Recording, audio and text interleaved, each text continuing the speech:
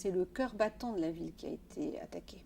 Et là, je crois qu'il y a symboliquement quelque chose de très puissant qui a beaucoup frappé l'ensemble de la ville. L'hôpital Lanval, dans lequel sont situés les services de pédopsychiatrie, se trouve à peine quelques centaines de mètres du début de l'attaque. Les représentants de la Fondation de France, dans les quelques jours suivant l'attaque, sont venus rencontrer mes services et à la fois proposer une aide, mais aussi une écoute. Le travail auprès des victimes d'ordre psychologique ne s'est pas interrompu depuis le 14 juillet. Nous sommes à 1 an. Et depuis 1 an, nous avons reçu 1221 enfants et on a fait plus de 4500 consultations de famille.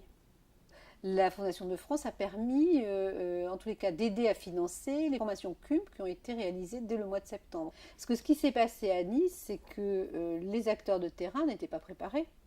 Non, on est formés, nous sommes tous pédopsychiatres, c'est des équipes multidisciplinaires de pédopsychiatrie, mais on n'était pas formés CUMP. Donc il y a eu 4 journées de formation qui ont été financées par la Fondation de France. Nous avons travaillé pour élaborer un projet de recherche très ambitieux avec tout un consortium de scientifiques nationaux, transdisciplinaires, des sciences humaines, des neuroscientifiques, la santé publique, la pédopsychiatrie transculturelle. L'objectif principal, c'est vraiment de connaître le devenir de l'ensemble de ces enfants que nous avons rencontrés depuis 1 an. Cette étude aussi aura une fonction de santé publique dans le sens où elle va permettre à un certain nombre de personnes qui ne sont pas venues vers nous d'avoir peut-être un accès aux soins qu'ils n'auraient pas eu encore. Et ça va peut-être nous permettre aussi de détecter par l'évaluation des personnes qui pensent qu'ils sont en difficulté pour d'autres raisons ou qui ne font pas le lien avec ce qui s'est passé le 14 juillet.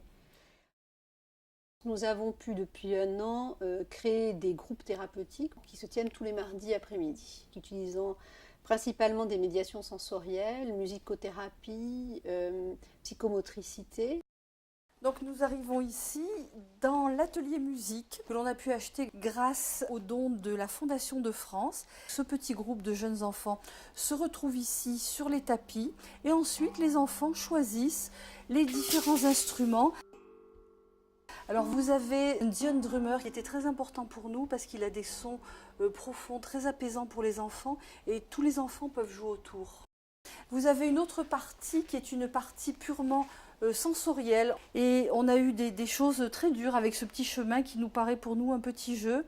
Il y a un enfant qui a dit « je ne veux pas marcher dessus parce que je ne veux pas marcher sur les morts ». Les petits enfants ont à la fois très peur lorsqu'ils voient un camion, lorsqu'ils entendent le bruit d'un camion, mais en même temps, le bruit du pimpon, pour eux, c'est rassurant. Voilà. Le pimpon, c'est celui qui va venir les sauver, les sécuriser. Et donc, tout de suite, les enfants se sont réunis et ils ont proposé d'appeler le groupe l'Atelier Pimpon. Et donc, on a décidé de donner la parole aux enfants, c'est très important, et de garder ce nom pour notre groupe de travail.